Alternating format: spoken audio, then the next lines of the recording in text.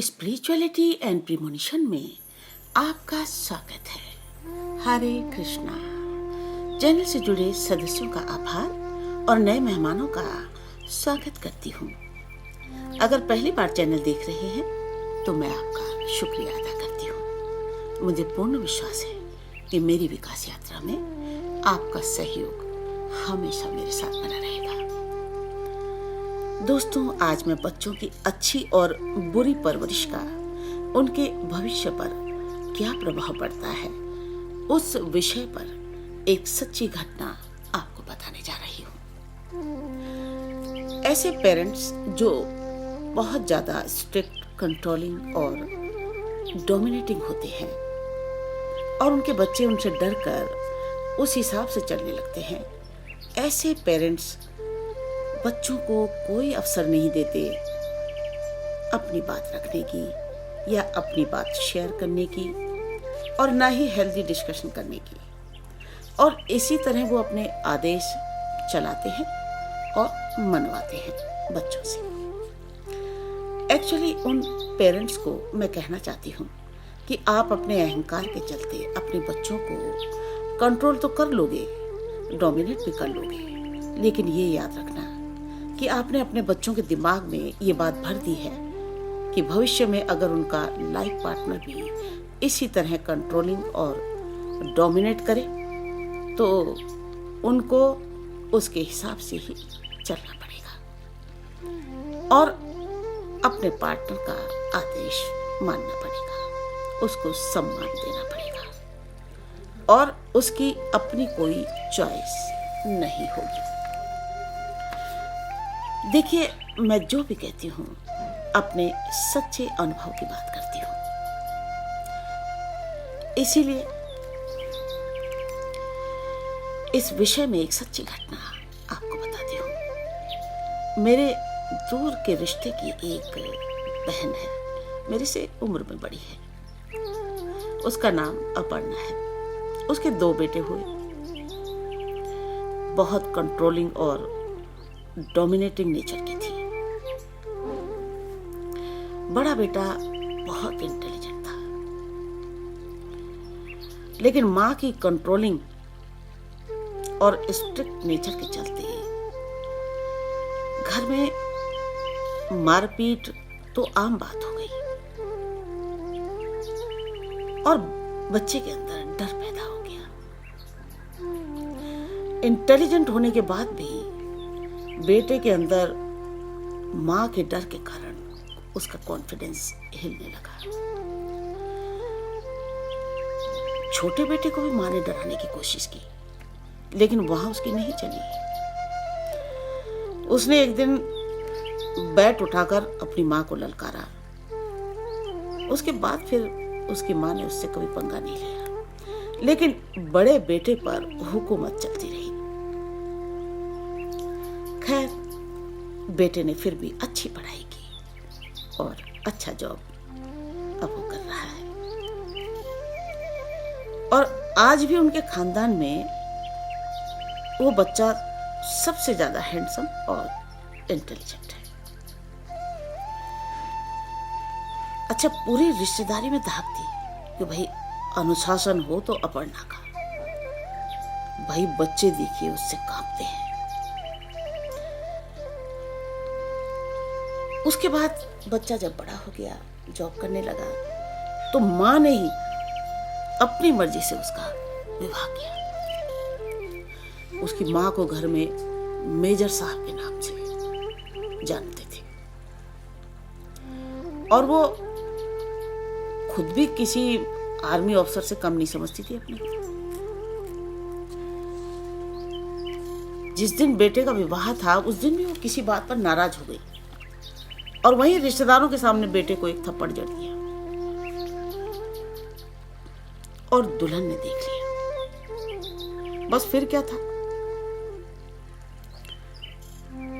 दुल्हन ने भी बेटे को कंट्रोल करना शुरू कर दिया। बहू जब कंट्रोल करने लगी तो माँ तिलमिला गई कि ये क्या हो रहा है। इसीलिए बहू के एब्सेंस में लड़के को स्ट्रांग बनाने के लिए आदेश उपदेश देने लगी। लड़का अब माँ और पत्नी के बीच में फंस गया और अब माँ और बीवी दोनों से डरने लगा और बीमार रहने लगा, कम बात करने लगा। धीरे धीरे उसे चलने में दिक्कत होने लगी। बहुत समय तो उसने बताया ही नहीं, लेकिन जब ज्यादा तकलीफ हो गई तो उस घर में इस बात को उसने बताया। तो बहुत बड़े बड़े डॉक्टर से उसका ट्रीटमेंट चला, लेकिन बीमारी बढ़ती जा रही थी। बेटा एक दिन में 3-4 बार स्ट्रॉन्ग पेन किलर लेने लगा। फाइनली एक दिन एक डॉक्टर ने उसे कह दिया कि आप किसी न्यूरोलॉजिस्ट को भी दिखाएं, और फिर दिल्ली के एक टॉप न्यूरोलॉजिस्ट को उसे दिखाया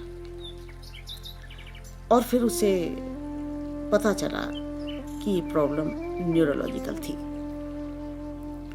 अत्यधिक तनाव और दबाव के चलते इस बीमारी के कारण ही उसे पैरों में चलने में दिक्कत होने लगी। हालात ये हो गया कि ऑफिस से गाड़ी उसे लेने और वापस छोड़ने जाती थी। इस तरह उसका जॉब चल रहा था। निर्दयी मां को जैसे ही खतरे का एहसास हुआ, बहू से वो लड़ नहीं सकती थी क्योंकि चोर को मोर टकर गया। तो उसने बेटे और बहू को अलग रहने का आदेश दे दिया, बल्कि मकान लेने के लिए कुछ आर्थिक मदद भी कर दी। अब बेटा सबसे ज्यादा अकेला हो गया। पहले माँ बाप साथ में थे तो एक सहारा था, लेकिन अब उसकी बीमारी और ज्यादा बढ़ने लगी। जब ज्यादा बढ़ी तो ये दोबारा चेकअप के लिए दिल्ली आया, उसी डॉक्टर से मिलने। और पता नहीं ऐसा क्या हुआ कि इसने मुझे भी फोन कर दिया और फिर मैं भी इसके साथ डॉक्टर के पास चली गई। उसके बाद मुझे पता लगा कि इसकी तकलीफ भयानक थी। दवाइयों के साथ साथ उसे लगातार फिजियोथेरेपी वगैरह भी करवानी पड़ती थी। मुझे एहसास हो चुका था कि ये बिल्कुल अकेला हो चुका है। मैंने तुरंत उसकी पत्नी से फोन पे बात की और कहा कि बेटा इसको बहुत देखभाल की जरूरत है। लेकिन मैंने देखा कि बहुत निराशाजनक बात करने लगी। बोले कि इसको तो बहुत दिन से तकलीफ है। और उसके बाद उसने थोड़ी देर बात करने के बाद कहा कि मैं इस रिश्ते को मैं कंटिन्यू नहीं करना चाहती, क्योंकि ये अब उसकी नीड्स को भी पूरा नहीं कर पा रहा है। और उसने बताया कि जो डॉक्टर इसका ट्रीटमेंट कर रहा था कि उसने मुझे बताया था कि ये तो 1 वर्ष के अंदर ही अब परमानेंटली बेड रिडन हो जाएगा। तो मैंने कहा बेटा देखो, ऐसी बातें आप इसके सामने मत करना, ये न्यूरोलॉजिकल प्रॉब्लम है, ये अगर आप ऐसी बात करोगी तो इसको और भी ज़्यादा दिक्कत बढ़ जाएगी। मैंने कहा बेशक थोड़ा इलाज लंबा चलेगा, लेकिन डॉक्टर ने मुझे कहा है कि परमानेंटली ठीक हो जाएगा। ये तो सोचता बहुत है, इसीलिए इसको दिक्कत पड़ रही है। तो इसीलिए इसके सामने नेगेटिव बात नहीं करनी है। मैंने फिर जब देखा कि बहू ठीक से बात नहीं कर रही थी, तो फिर मैंने उसके पिता से बात की और इस रिश्ते को बचाने के लिए बड़ी कोशिशें की। उनका कहना था कि दामाद की जो माँ है उनका व्यवहार ठीक नहीं है। तो मैंने उनसे कहा भाई आपकी बेटी तो अलग रहती है ना, तो माँ को बीच में मत लाइए, आप सिर्फ बच्चों की बात करें कि किस तरह से दोनों प्यार से रह सकते हैं।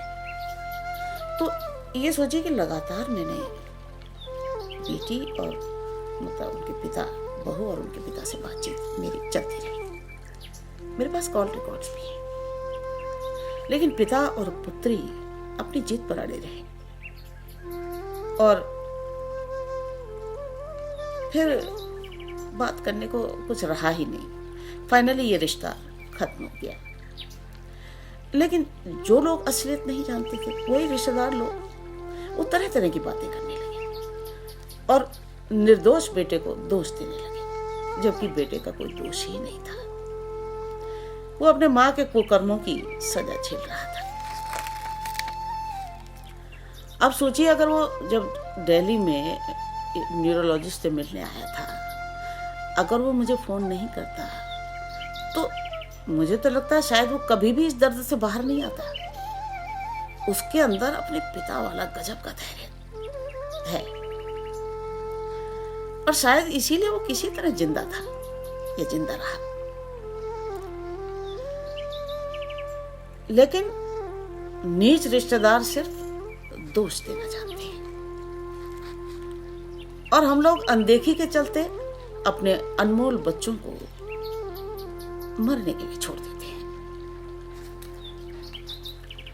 लेकिन वो कहते हैं ना, भोले का भगवान होता है। बेटे को बड़ी केयर की जरूरत थी, एक केयरिंग पार्टनर की जरूरत थी, क्योंकि वो बीमार था। ऐसी विषम परिस्थितियों में एक समझदार काइंड हार्टेड लड़की ने निस्वार्थ भाव से उसका हाथ थाम लिया और इतनी सेवा की कि बेटा स्वस्थ होने लगा और आज वो खुशहाल है। सबसे बड़ी बात यह है कि वो अपने माँ बाप को बुढ़ापे में देखभाल कर रहा है। जो माँ बाप उसकी बर्बादी के सूत्रधार थे, और दूसरा जो उनका लंपट बेटा, जिसकी तारीफें करते नहीं थकते थे माँ बाप। उसकी माँ मुझे बोलती थी कि हमारा बेटा तो डॉलर में कमाता है। तो मैंने कहा, यार 10 साल से तुम एक गाड़ी तो बदल नहीं सके और बात करते हो डॉलरों की। उसके डॉलर का तुम क्या करोगे भाई? जिससे बड़ी बड़ी उम्मीदें थी, वो अपने माँ बाप को फोन भी नहीं करता। ससुराल में आता है लेकिन वहीं रहकर पास में माँ बाप से नहीं मिलता। देखिए, बेटे बहू हो या बेटी दामाद, जबरदस्ती किसी के साथ किसी को चेप करके आप एक दो नहीं कई जिंदगियां खराब कर देते हो। अरे जब प्रेम ही खत्म हो जाता है तो रिश्ते कंधों पर ढोए जाते हैं। जीवन इतना बड़ा नहीं होता। ऐसे घटिया रिश्तों को बाय बाय बोलिए और मुक्त हो जाइए। अगर पेरेंट्स का वैवाहिक जीवन सफल नहीं रहा तो बच्चों का वैवाहिक जीवन भी सफल नहीं होता। अच्छे पेरेंट्स बने, बच्चों से मित्रतापूर्ण व्यवहार रखें, उनसे खुलकर बात करें। जो बच्चा सामने है और आपकी सेवा के लिए खड़ा है, उसको सम्मान करें। विदेश में बैठे लड़के की तारीफें आपके किसी काम नहीं आएंगी। आपके मरने पर भी वो नहीं आएगा। वो बेटा जो आपके नजदीक रहकर भी आपको देखने नहीं आ सका, उससे आप कोई उम्मीद नहीं रख सकते। परिवार में सीधे साधे बच्चों की कदर करो। ज्यादा शोबाजी करने वाले बच्चों का प्यार भी दिखावा ही होता है। राधे राधे।